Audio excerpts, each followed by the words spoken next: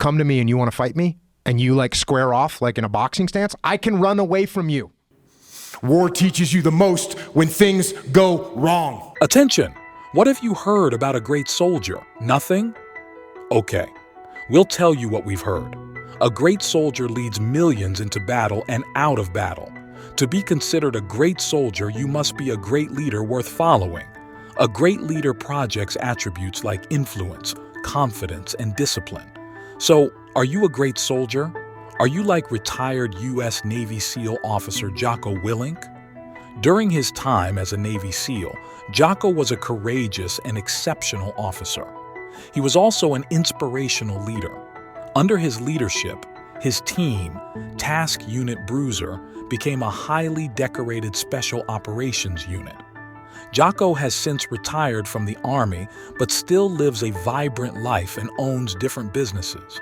So how did he do it? How did Jocko become a great soldier? How did he manage to remain relevant after leaving the Army?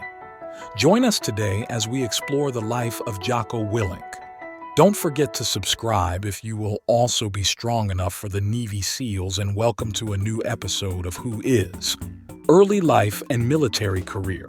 John Gretton Willink Jr., popularly known as Jocko Willink, was born in Torrington, Connecticut on September 8, 1971. John had an average childhood and grew up with 2 siblings. Jocko was always athletic, and he joined the soccer team while in high school and played soccer. As a young boy, Jocko was driven and focused. He always knew what he wanted to be when he grew to adulthood. Jocko set his sights on joining the military, and nothing would stop him. Of all the activities he did as a child, John particularly enjoyed playing with BB guns in the woods with his friends. It was a fun game for him, but it birthed a powerful ambition. The concept of war thrilled the young Jocko. It was all he could fantasize about. He made this fantasy a reality when he signed up for the United States Navy at 19.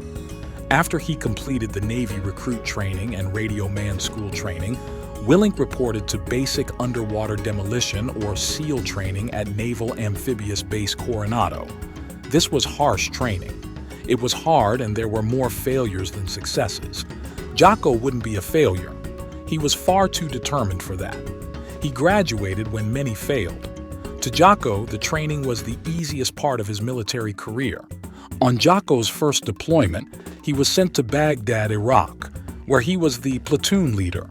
In Iraq, Jocko ran multiple missions successfully. He described his first experience as great and made a stunning revelation. Jocko faced a powerful challenge. Jocko faced his first true challenge as a soldier during his second deployment to Ramadi in 2006. Instead of being afraid of the challenge, the emotion Jocko felt would surprise you. He felt extremely happy and motivated despite knowing it was the worst place in Iraq. He said, "I was extremely happy and motivated that we were going to Ramadi because it was the worst place in Iraq." What a guy! When asked by Joe Rogan why it was a challenge to him, Willink said, "On that deployment, everything bad that can happen to a guy in a leadership position or an element happened to us." On getting to Ramadi, Jocko reported that he went to the first memorial service for an American within 24 hours of being on the ground there. He also said that the enemy in Ramadi was well trained and he faced attacks daily. While Ramadi's challenge should have consumed him, Willink shone, and it was clear Jocko was the real deal. His success at Ramadi set him apart from other soldiers, and it was where he achieved most of his achievements. However, Jocko had a dark side to his achievement, and we'll share this with you later in the video. Leadership philosophy. After serving the USA as a soldier for 20 years, most in command of various teams, and Willink became a leadership expert. When he retired from the Army, he wrote various books about leadership, the first being Extreme Ownership. In the book, he told stories from his time leading the Army and explained his ideology through these stories. Willink said that leaders want to take all the glory but assign the blame. When things go according to plan, they take the glory. but the typical leader would leave the scene and blame it on a junior when things go wrong. In his book, Willink taught differently. He told a story of his time in Ramadi, Iraq. He said at a time when things were a little smoother than usual and he let his guard down. His soldiers had made friends with some Iraqi soldiers, but the peace was short-lived as the terrorists soon came back. This time, they came strongly. Some of his friends got wounded, and many of their Iraqi friends died. After hours of the gunfight, the SEALs got together for a briefing. Willink asked them whose fault it was that this attack was as brutal as it was, and many of his team members raised their hands, stating what they did wrong. Willink soon dismissed the idea that any of them was to blame. He revealed that he was the sole owner of the blame. He said he was the ship's leader and captain. Whatever happened, he should always be prepared. In his book, Extreme Ownership, he said this story was a defining moment in his life and urged every leader to follow suit. When things are bad, the leader should own the fault and not share the blame. He also said that when things go according to plan, the leader should not hoard all the glory, but share as much of the glory with his followers. Impact and influence. After leaving the Navy, Willink co-founded Echelon Front, a leadership consulting firm with his fellow SEAL teammate, Leif Babin. Together, they wrote the influential book Extreme Ownership: How U.S. Navy SEALs Lead and Win. Willink gained widespread recognition through appearances on popular podcasts hosted by Tim Ferriss, Joe Rogan, and Sam Harris, leading him to launch his podcast, the Jocko Podcast. Willink has written several books for adults and kids. His books have changed so many lives, and even his kids' books have been given positive reviews. Beyond his consulting and writing endeavors, Willink teaches jiu-jitsu at Victory MMA and Fitness in San Diego and co-owns Origin USA, a Maine-based company. Origin USA produces lifestyle apparel, nutrition supplements, and fitness equipment, and stands out as one of the few American manufacturers of jiu-jitsu gis. Willink's journey into Brazilian jiu-jitsu began under Fabio Santos during his active duty, and he continued his training post-retirement, eventually earning his black belt from Dean Lister.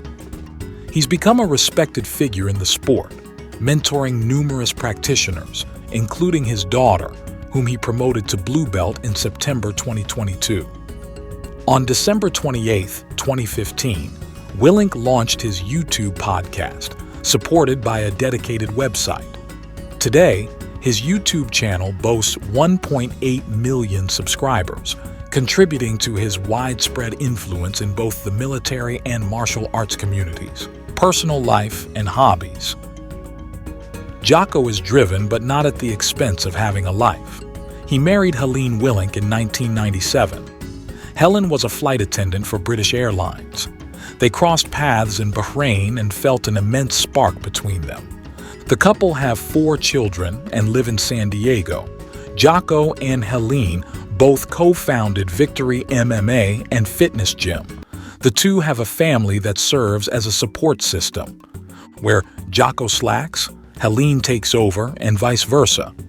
When asked by Patrick Bet David if any of the leadership qualities he preaches can be used in a family, Willink replied that his leadership teachings are what he had used since he first began his military career, when he became a business owner, a father, and a husband. Remember how we said Willink is athletic? Even after the Army, he still is. His #1 hobby is jiu-jitsu, and he has always practiced it. The retired soldier claimed, perhaps the most important thing jiu-jitsu has taught him is how to control his emotions, criticism, and controversies. As much as Willink has achieved, there is a darkness to his achievements. His fellow military mates believe he is a sellout. Why is this? They believe his experience as a Navy SEAL is not something to be monetized. Then there's another issue. People claim Jocko is too extreme. They also claim Jocko isn't who he claims to be. Allegedly, During his military career, he went outside the protocol to achieve some of his victories and was too overboard on some of his decisions. However, these claims have not been backed by any proof, but since he left the army, a similar story has been going around, with many saying he is too intense and goes overboard in his teachings. Do you think this is true? Outro. There is no doubt that Jocko Willink is an amazing leader who has proved himself repeatedly in all aspects of human venture he has stepped into. He served the country for 20 years as a soldier and is a decorated soldier. As a family man, he has kept his family together since 1997 with zero bad press. As an author, he has written many bestsellers, and his books have received many positive reviews. As a business owner, his company keeps growing, and so does his influence. Will you be focused and driven like Jocko? Let us know in the comments. Thank you for watching our channel. Please subscribe to our channel for more, and let us know who you want to see next in Who Is.